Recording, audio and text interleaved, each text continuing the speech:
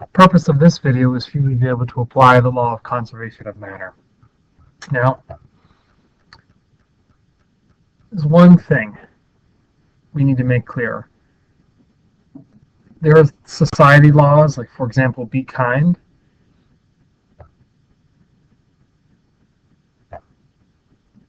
Or,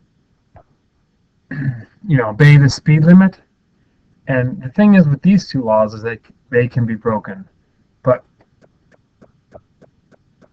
laws in science cannot be broken.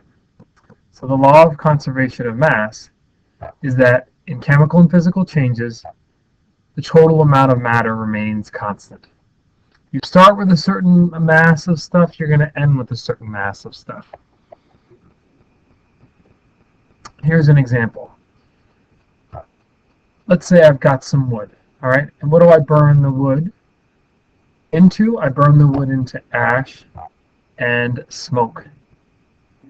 And the mass of the ash and the mass of the smoke are going to add up to the original mass.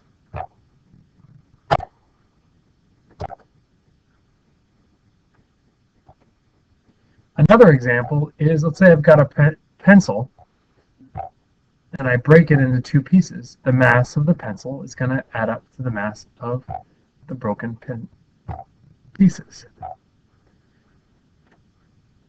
Sometimes people think they've lost things, but it's mainly because, like in this example, if parts of a piece of the pencil got away, you may think like you've lost some things, but it's more that you've lost track of them, not that you've actually created or destroyed matter.